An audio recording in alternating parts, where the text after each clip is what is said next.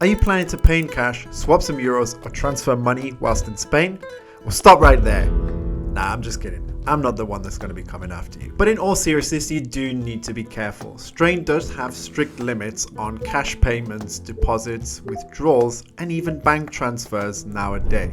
And the Spanish tax authorities, known as the Agencia Tributaria or Hacienda, are watching your every move, and sometimes quite literally. So in this video, I'll break down everything that you need to know about bringing money into Spain and using it within the legal limits so that you don't run into any problems and end up in an uncomfortable situation. Let's get right into it. If you're new here, my name's Johnny. I'm originally from the UK, but I've been living and working in Spain for the past 5.5 years. On this channel, I talk a lot about life here, about the particularly personal finance aspect, the practical aspects of living here, as well as showcasing my travels around the world and talking a bit about saving and investing globally as well. And the average traveler coming to Spain probably doesn't give this much of a second thought, especially if they're coming with their own bank cards or prepaid travel cards or whatever they've got in their home country to spend money on their trip here. However, if you're relocated to Spain, or if you're coming as a tourist or coming to do business or whatever, and you are bringing significant amounts of money with you, then this video is going to be really helpful and informative for you. And I have to say that despite being familiar with the general context and situation here when it comes to handling cash, bank deposits, transfers, etc., there was a lot of research involved in this because there are a lot of news stories that come out all the time with different information from different sources and about new proposals, and sometimes you never even know which ones have become the law and which ones aren't, and which ones are real and which ones are false. So I'm really hoping to try and put everything in one video here with the correct information and being everything that you need to know. So let's get right into it. Let's start by talking about bringing cash into the country. Now, this is a pretty straightforward one, and it's to be expected, and this has been the law for a long time, not only in Spain but across all of the EU and countries within the EEA that subscribe to the EU Customs Union. Essentially, EU law requires any travelers entering or exiting the EU with 10,000 euros in cash or equivalent, that's to say, for example, a convertible traveler's check, a prepaid debit card, yes, that also counts as cash. Also included in that are coins where the composition is 90% gold or more, or gold coins, bars, and in any other forms that can take. So people bringing that amount or greater in cash or cash equivalents will need to declare it to the customs authorities upon arrival in whichever EU country they arrive.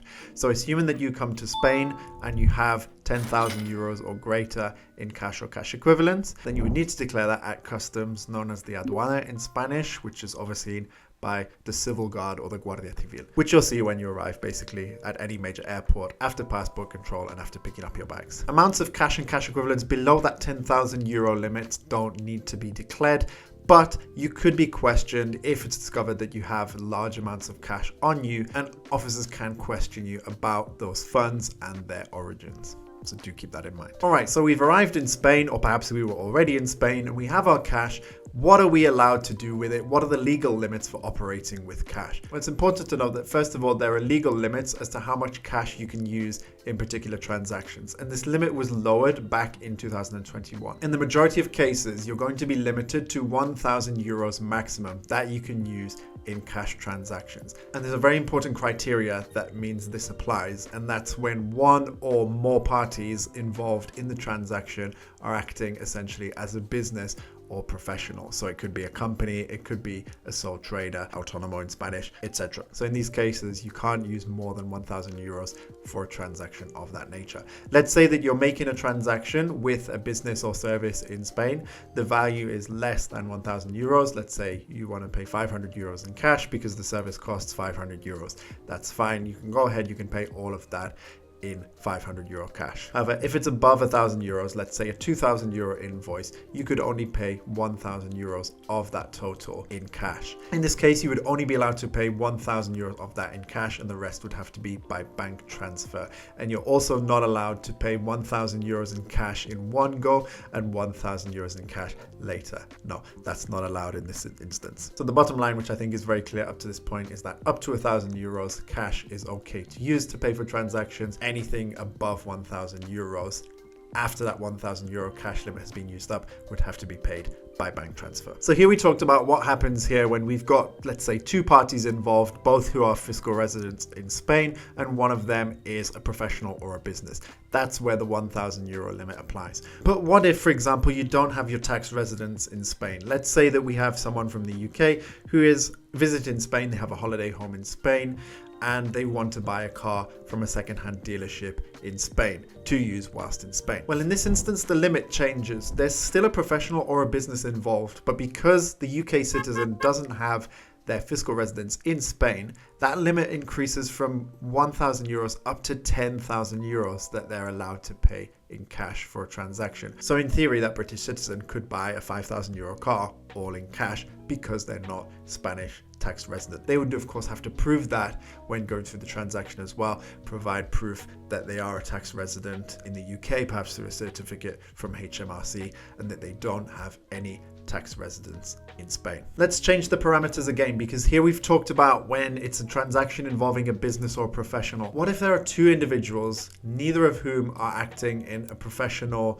capacity, nor representing a business or anything like that? Let's say it's an individual who's buying a car from another individual in Spain. Well, because these are two individuals and nobody is in a business or professional capacity, then there is no legal limit that applies here, and that entire transaction can be conducted in cash. So again, say we've got the €5,000 car that's being sold from one individual to another, that could be paid €5,000 in cash. It would be wise and definitely advisable to have documentation that documents and justifies that transaction. There is a record of it, so that if ever it comes under the microscope of the tax authorities or ends up being discovered and questioned by the tax authorities, then there is proper justification and documentation of that transaction. Whilst we're on the topic of cash transactions as well, it's worth pointing out that €500 notes, whilst they continue to be legal tender within the EU, if they are used in any cash transaction, then the tax authorities will be automatically informed due to the link between the use of €500 notes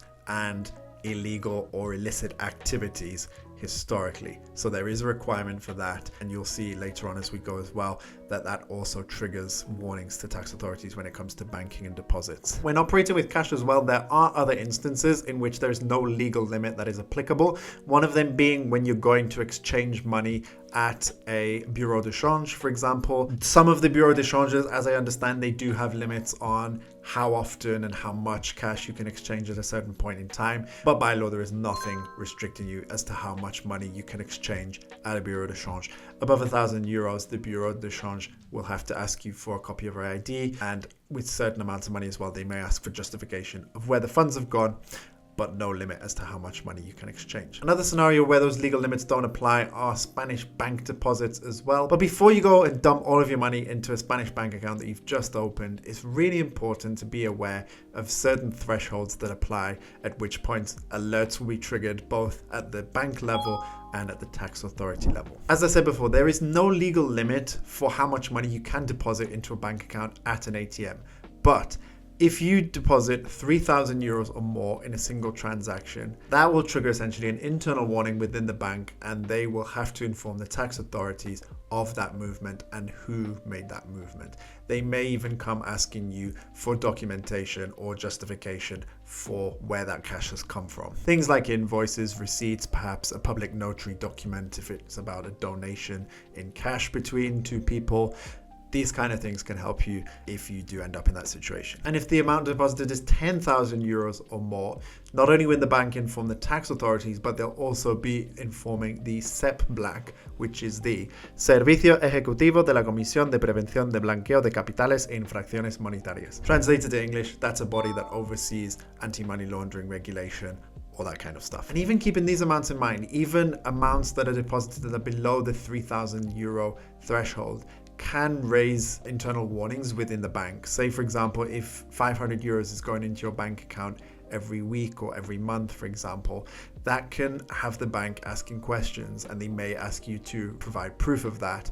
Also, if you're not a person who regularly deposits money in the bank account and all of a sudden a large sum of cash appears through a deposit, that can be considered suspicious or unusual activity, and they may ask you for justification about that. So that's putting money into a bank account. Taking money out of a bank account is pretty much the same story. There's no legal limit again as to how much money you can take out at any point in time, but that will be very much controlled by your bank account. So different bank accounts will have different daily, monthly limits as to how much cash can be withdrawn at a certain point. So best to check that with your bank.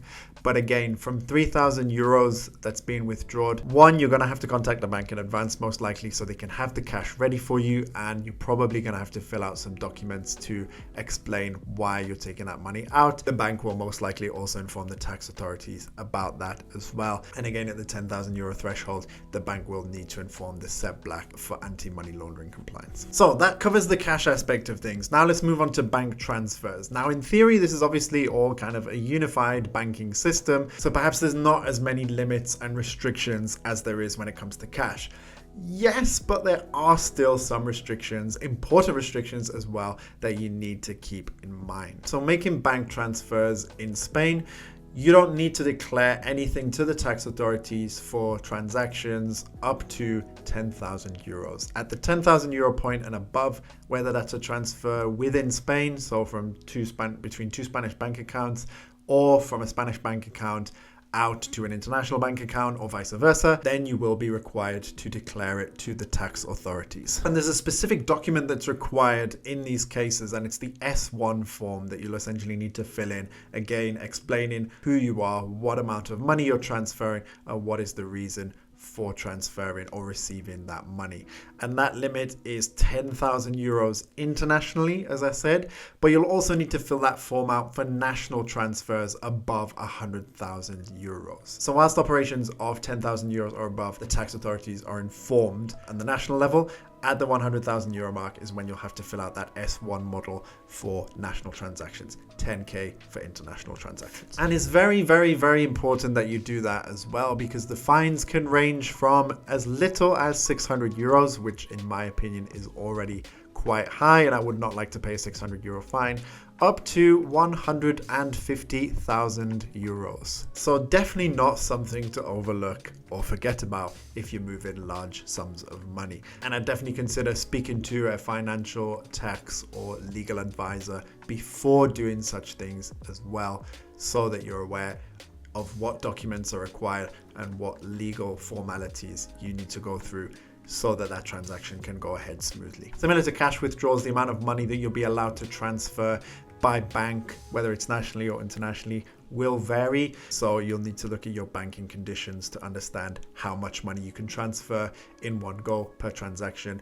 over a period of time. Now, there's a couple of other areas that I thought are worth covering in this video as well. The first being debt and credit from the bank. If you take out a loan or credit greater than 6,000 euros in value, then again, you'll need to provide justification of what is it you're going to use that money for. So that will be a document that you'll need to fill out when taking out the loan. In Spain, there's a very popular mobile banking payment app which is integrated into a lot of the banks called Bizum. And a lot of people use that to split costs or send money to friends or family or whatever, because it's very convenient and very fast, and it doesn't require the same level of verification. And it's very quick and convenient, basically much quicker than a traditional bank account. But the tax authorities are aware of that, and they're also aware of the different ways that Bizum can be misused, let's just say. And so there are some limits to keep in mind. So if you are sending or receiving more than 10,000 euros per year via Bizum, then the tax authorities will be informed. There are daily and monthly limits as well, 1,000 euros per day or 2,000 euros per month on Bizum. Above that, again, the tax authorities, I believe, are informed and they can investigate that. But in all honesty, whilst these limits exist, the tax authorities in Spain can investigate any transaction that they believe to be suspicious, regardless of the amount.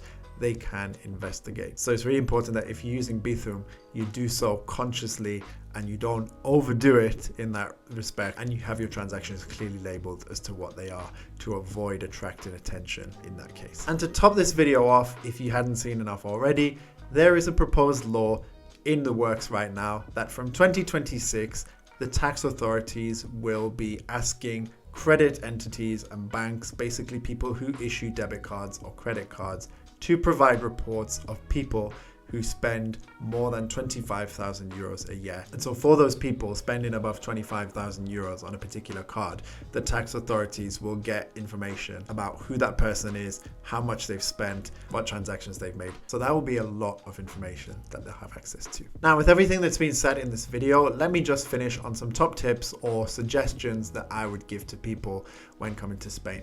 The first one is very important, and it's think before you act. Don't just go ahead and dump a load of money in a bank account.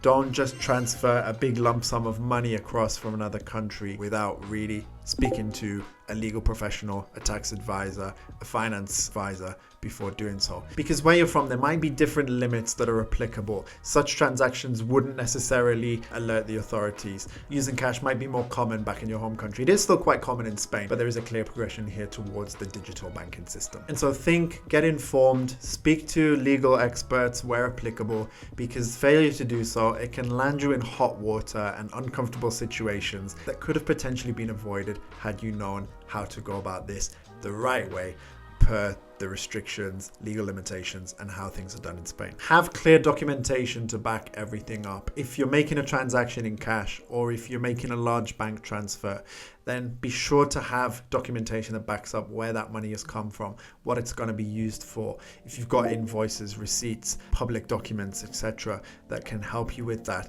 then all of this will help you should you ever be questioned about such movements. If you are living in Spain and you're using a service like Bizum, as I say, be mindful of how you use it. Don't use it necessarily for larger amounts of money. Label transactions correctly. So I hope you enjoyed this video, guys, and found it helpful. No matter how you look at things, what is apparent in this video is that there are more and more restrictions and limits on the use of cash.